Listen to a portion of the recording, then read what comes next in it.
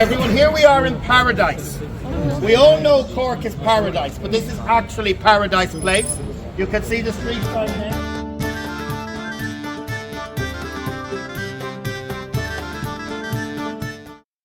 Today, I'll be taking you on a special walking tour through Cork's rich history. Hey queens, hey kings, you're welcome back to my channel. As a Nigerian woman living in Ireland, I love showing you what's going on around here. Join me as I explore the fascinating stories of how the city came to be. We'll be walking through the 4 distinct medieval cities that make up Cork, and I'll share what I learned from the tour guide, Darren, along the way with you. I hope you enjoy. Did you know Cork was originally a small settlement on an island? Now, let's see how it's evolved over the centuries.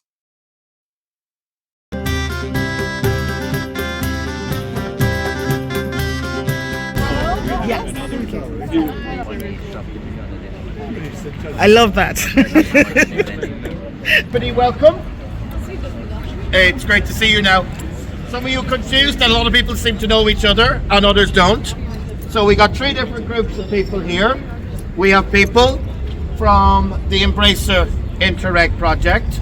We have people here as a delegation from Slovakia for learning cities to look at what we do, and we have the general public that we've invited along just to join the tour, because an important part of what we do with these tours is encouraging people to get out and about, walking in the city, to enjoy the public realm and to view the city as a social space to be enjoyed, not just a route to be driven through. So, where we are now. So we're on the Grand Parade, and this is a river. Like most of the main streets in Cork, we're standing on a river, not on the banks of a river. We're standing over an actual river today that is still flowing underneath us. We're going to talk more about that when we get to South Main Street later in the tour. But for the moment, suffice it to say, Cork is like Venice. It's a lot of islands and a lot of channels. So up until the beginning of the 19th century, the late 18th century, this was a river. That was the city. That island there was the city, and this was a suburb. That was known as Hangman's Mark Day. It's beautiful, we still have too much traffic, but compared to what it was, it's an absolute thing. So we're going to start walking this way now. As I said, we're going to start by walking up first. There's Oliver Plunkett Street, and that's like a major pedestrian street in the city. That street's not a river. That was the main street of Hangman. But the strange thing is, they were named after the same guy. This was the Earl of Grafton, who was the son of the King of England. He was a Fitzroy. He was an illegitimate son of the King of England. So he had loads of money and power, but he wasn't going to get to be king. So he laid out all the grand area around Dublin. He was the king's son. He didn't know anything about the military. Enough, the next King of England will be his direct descendant, because Princess Diana was his direct descendant. So we're crossing now here Washington Street.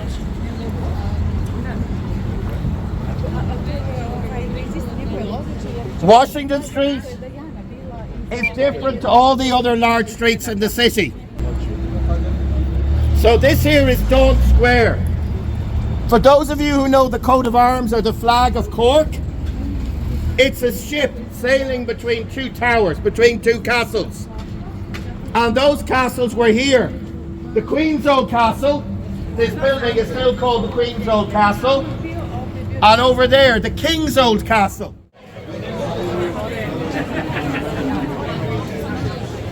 And this area is the traditional open-air market of the city. If you went back 30 or 40 years, this street would be full of street traders selling clothes, tools, vegetables, all the women in their shawls, the traditional medieval clothes that were still worn on this street right into the 1980s. And today, we have a Saturday market, like a farmer's market, still here in this place.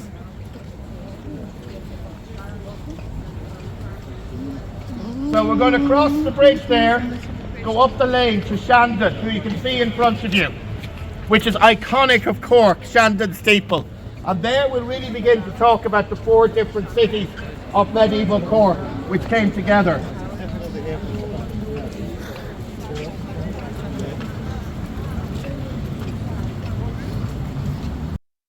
Hey Queens, leave me a comment, let me know your thoughts so far. So we're now progressing into Shandon. It's also called Shandon in Irish, which means old fort. Now I'm just pronouncing this with my own accent, okay? So this area is known as the Abbey city because it grew around a medieval abbey, and honestly, you can still feel that historic vibe when you walk the street. I love a little bit of history myself, so I'm glad I brought you along with me on this tour. So according to the tour guide, back in the day, this was home of the medieval Church of St. Mary on the Mountain. Just imagine it standing tall over the city centuries ago, guiding people's lives and routines. Nearby stood Shandon Castle, which once played a really important role in Cork's history. It was actually one of the main defensive strongholds, watching over the city and keeping an eye on who's coming and who's going. And then there's the Shandon Abbey, another reminder of how deeply faith and community were tied together here. Of course, you can't talk about Shandon without mentioning the famous Church of St. Anne, home of the legendary Shandon bells. If you've ever been to Cork, you probably know them. They're such an iconic symbol of the city. Visitors can still climb up and even ring the bells themselves, which is such a unique experience. Walking down Shandon Street, you get a feel of how lively this area must have been. It was once a huge center for trade, especially the butter trade. Believe it or not, Cork butter was shipped all over the world, and this street right here was the heart of it all. This part of Cork felt so vibrant, it really connected the dots for me on how the city's history shaped its present day culture. From old castles and abbeys to bells and butter, I love how every corner of Cork tells its own story. It's like a living museum you can walk through. Shannon shows just how much of Cork's story still lives on today. Would you have believed that Cork's history dates back to the 6th century? It's incredible how much has happened in the city over the centuries. What do you think of Cork's transformation from a small settlement to a bustling modern city today?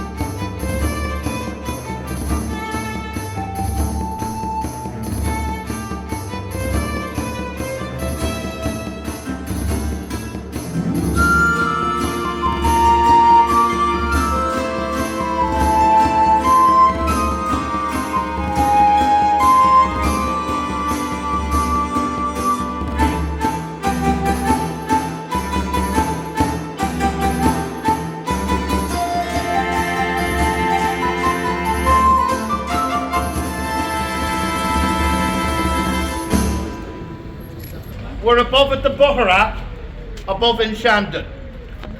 Now, if you know Irish, you'll know Shandon. Shan means old, and Dún is usually translated as fort, but it's a very poor translation, because usually in Irish, when something was a dún, it was something with a wall around it to keep cattle in or out, not something you would use for war. So dún, it means a strong enclosure. So we're up at the old place, really, is a better way of translating it. And this was the centre of the global butter trade. For hundreds of years, we know for sure, and for thousands of years, probably. But the thing is, once you go below, say, the 17th century, the people writing, they never wrote about what ordinary people were doing. They wrote about kings, they wrote about battles, they wrote about religion. But they never wrote what they were doing when they got up in the morning, what people did for a living, what they're doing. So we really have almost no records of Shandon until very late in history. But the evidence is compelling that this settlement probably dates way back 1,000, 2,000 years, and maybe right back to the Neolithic. Why do I say that? Because it was the traditional centre of the silver in the old world ended up in China, because the Chinese didn't want anything, but they had lots to sell, and the gold ended up in Ireland. And this was the real centre of it. And the reason we know here was very old is because you look at the shape of the streets around here. So that Shandon church, that current church dates back to the 17th century. But the site it's on is not a 17th century church site, simply because it's not square. It's in the shape of a much older Gaelic enclosure. So the most likely explanation, now we can't prove this, and it doesn't really matter if we can prove exactly, but this is typical of what Irish society was at the time, is what this was, it was probably an Éanach site. And if you're Irish, you will know Veg Éanach Chamorach a Gunday an Clár. There's a fair tomorrow above in Clare. So an Éanach was a fair that was held once a year, or 6 times a year, or on particular times. And the way Gaelic culture worked, before the 12, well, really before the 80 parts of Kerry, Limerick and Tipperary, they would bring the butter they had made at home into the market. It would be taken into the Firkin Craig, and it would be handed over to the butter masters. These were skilled professional butter assayers. Mostly they were men, but uniquely in Ireland they could also be women, because women had professional careers in Ireland at that stage. They would weigh the butter and they would guarantee that it was the correct weight, and they would take a sample and they would guarantee that it meets a certain number of grades, 1, 2, 3 or whatever. And if it was then had the mark of the Cork butter market, it sold on a premium from around the world, because you knew.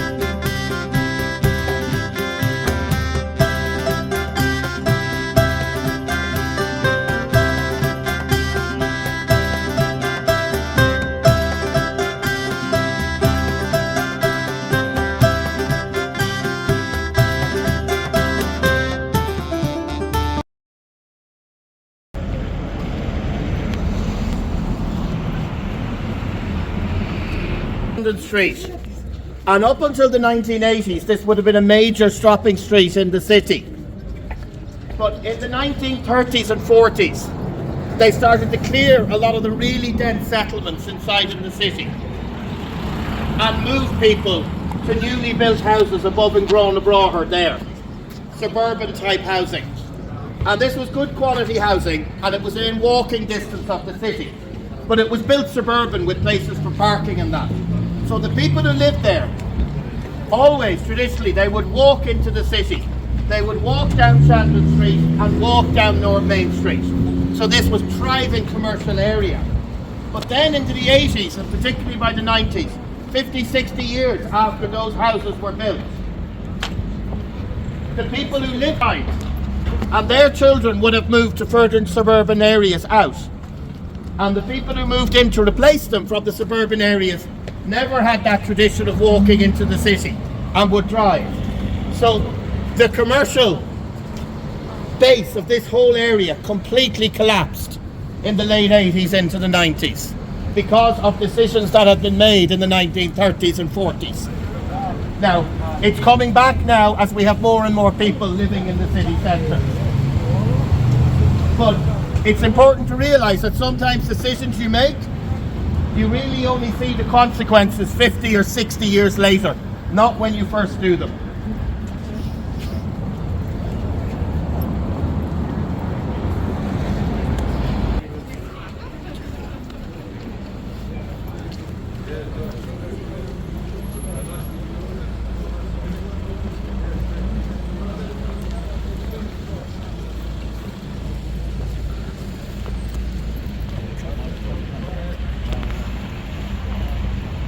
So here we are now at North Gate.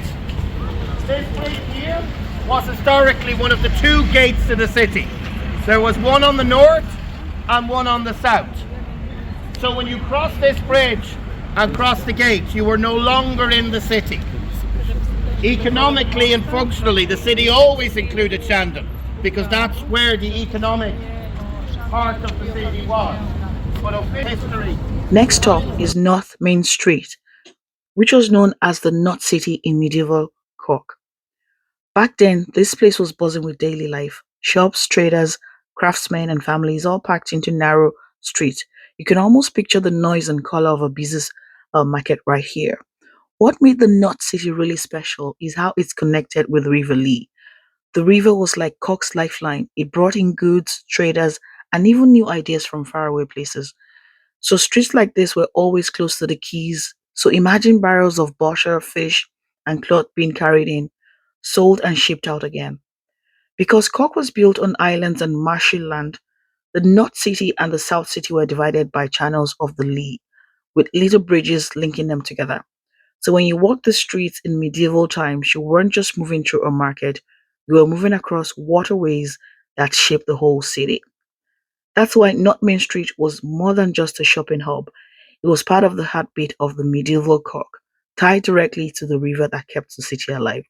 As I walked through the streets, I kept wondering, how did these ancient walls witness the evolution of Cork's culture? I love how Cork's history blends the old with the new. It's so cool to see how modern day Cork still honors its medieval roots. Giddy's Castle now, and we're on North Main Street, and we're in the town of Dungarvan. This section, North Main Street, is very much a sequel to South Main Street, which we're going to see in a bit. So I'm going to tell you a little bit, I'm going to give you a little bit of a spoiler for South Main Street. South Main Street is where the Vikings settled, and I'm going to talk about that when I get there. But the important part is that in 1169, the Normans came, who will later become the English, or they had just taken over the English. So first they conquered the English, and then they came over in 1169 and they tried to start conquering Ireland. It took them 600 years to conquer Ireland, but since they were the Normans, which are actually Vikings that had settled in France, the same time the Vikings settled in Cork, they were welcomed into Cork City. But the Vikings on South Main Street were probably, and we'll talk more about that at South Main Street, still speaking Norse, whereas the Normans that came over were French speaking, very much French at this stage. So they arrived into this tiny little city and there wasn't room for them, a lot of them.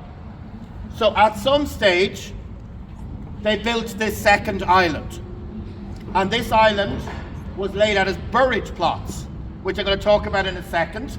But the first thing they did is the most desirable place to live in, we're talking 12th, 13th, 14th century, was in a tower house. Now a tower house is like Blarney Castle or Ross Castle or Barry's Court Castle. It's what we call castles that are not actually technically speaking castles. They're fortified houses for nice rich people to live in. to show they have lots of money. And you know they're not really castles, because if you go to, say, Ross Castle, it has arrow slits. But if you stand at the arrow slit and you go to knock an arrow, there's no room. So these were decorations, not for war. Fireplace, 1497. If we were just that little bit early, the sun hit it, you could read it. I doubt anyone can read it now, but you can catch it another day. And that thing about there being something that's called a castle or called something historic, but the historians are not, there's no evidence of the castle there. That actually has happened quite a lot. There's an example in Monaghan, a town further north in Ireland, was abandoned. But in the 1960s, when the archaeologists arrived to excavate, the local people told them that the sun shines down on the midwinter solstice at dawn into the centre.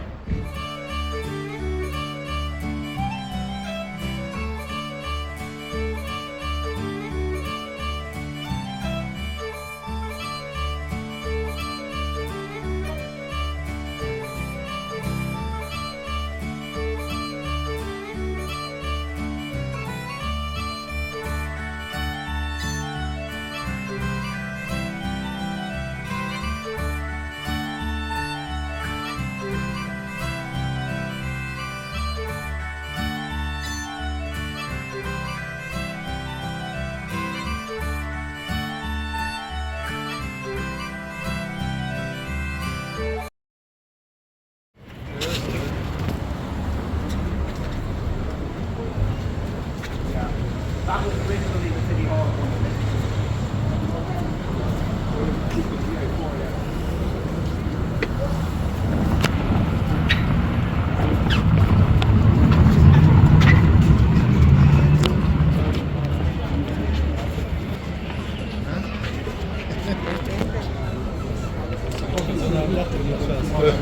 Okay, I think we have almost everyone. Here we are in Paradise. We all know Cork is paradise, but this is actually Paradise Place.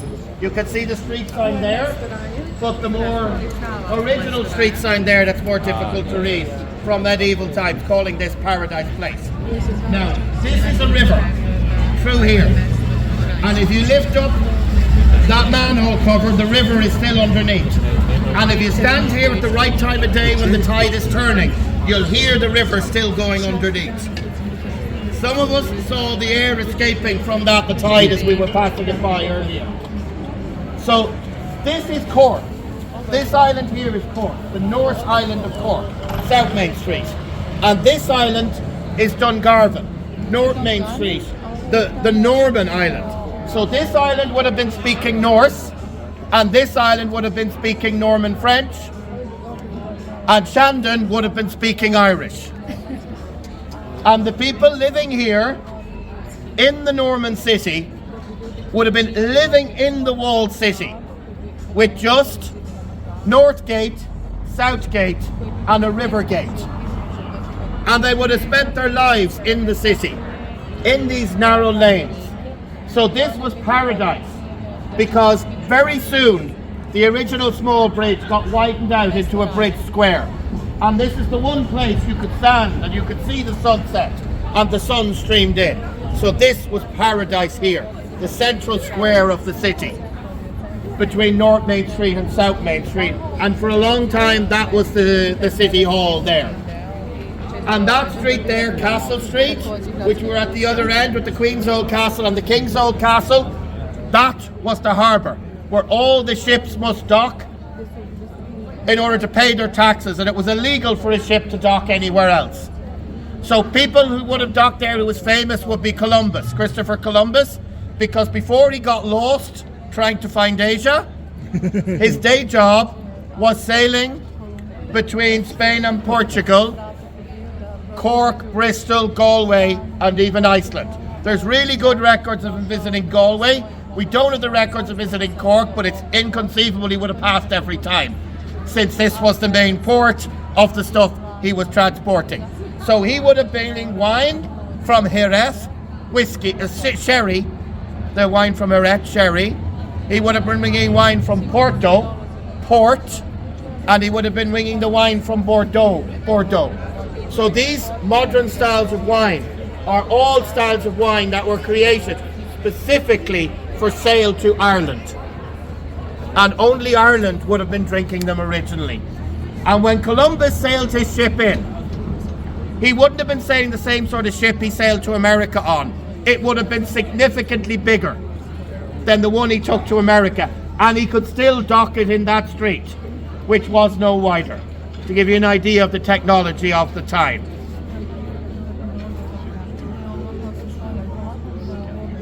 And this point is very important then for the future history of Cork, because remember how I said that they widened this bridge to make a square, and then later when the ships got too big to fit in there, they covered Castle Street to make a street, and then that set the precedent for what happened with the other channels in the city, that the Grand Parade, Patrick Street, the Cold Quay, the South Mall, all those streets that were rivers eventually became streets, following on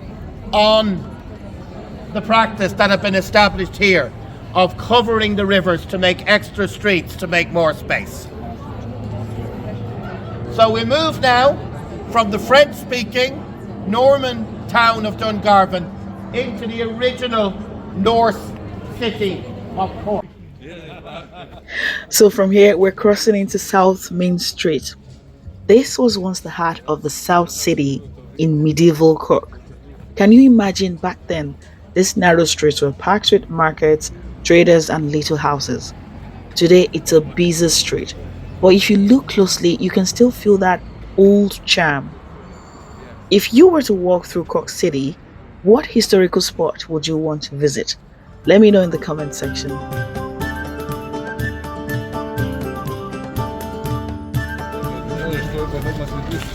Street. This, I usually, as I said to the people who came at the start, I usually talk about this up closer to the bridge, but tonight, up closer to the bridge might not be the best place to stop for you all to hear me. So, this is the original site of the Viking city. We're going up to Barracks Street in a minute. So before the Vikings ever arrived, there almost certainly was a butter market in Shandon, but it wouldn't have been full time. Most likely, it was an éanna. 6 times a year, probably people came to trade the butter, particularly because butter is seasonal. 3 of those 6 times a year, and other things were traded on the other times. And there was also the settlement above on Barracks Street, which was originally a university, but I'll talk more about that later, and then got taken over by Christians to become a monastery. Vikings never did. And second, Viking raids were unusual. When they happened, it was a big deal. We know about them. We know about when they raided Iona. We know about when they raided Vatland. We know about when they raided Inishkea and Inishmurray. So a Viking raid was something that happened maybe every 50 years, somewhere in Ireland or Scotland, and it was, oh my God, did you hear Harbour? Cork Harbour is so huge and so well protected that in the 16th century, the Spanish Navy cornered the entire British Navy off the coast of Cork. The British Navy sailed into Cork Harbour and hid. The entire Spanish Navy sailed in behind them and spent a week sailing around the harbour looking for them and couldn't find them. They were hiding in Drake's Pool down by Crosshaven. Cork Harbour is that big, so this is the perfect place for the Vikings to form a city. So they went there, where's the last point you could sail a ship and the first point you cross a river. And we know this street was present as a route for thousands of years before that, because and they can see by the dendrochronology, the rings in the wood, exactly when they did it, except every now and again amongst the wood, they find a piece of wood that's a few hundred or a few thousand years older. And they reckon when they were digging the mud out, they found wood that was preserved, and they just took that old wood in with the new wood. And they found that they built the houses in a Viking style. The Irish at the time, remember I said the poorest farmer lived in a house the same size as the average apartment in Ireland today. And these houses were round and they had cavity wall insulation. There were two walls and between them was insulated by wood, and it had a nice roof. It was a big house. The Vikings lived in exactly the sort of house you imagine somebody in medieval type lived in. A little rectangular hut with mud walls. And they saw those. So the Vikings were vastly poorer than the Irish. And they saw what they were involved in. And one of their first industries. You can see also this street would have had very cloth, but it's a lot less well preserved than on North Street. And one of the things to mention, I forgot to mention, is this is the old Beamish Brewery.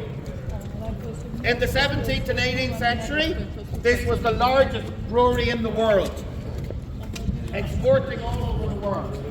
This was the first large-scale industrial food processing plant anywhere.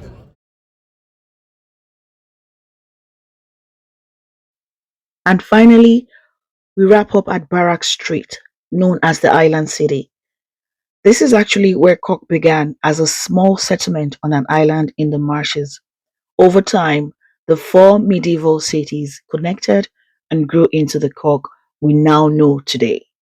Walking through these streets really makes you appreciate how Cork's roots shape the city's unique character. It's like stepping back in time while being right here in the present. And for me, particularly, I really enjoyed knowing so much more about Cork, a city I've come to call home and I've come to love so much.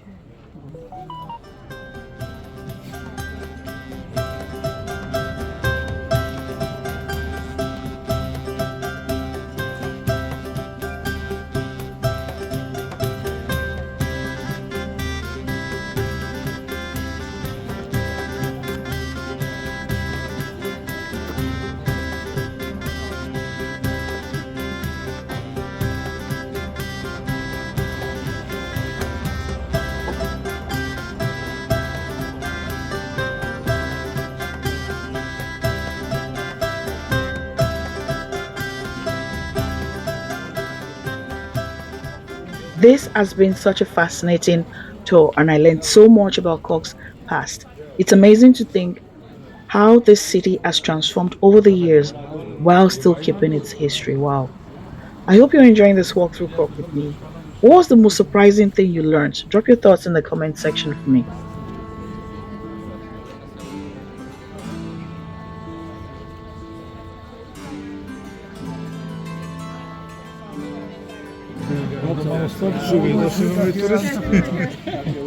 We're slightly smaller, not everyone makes it to the end.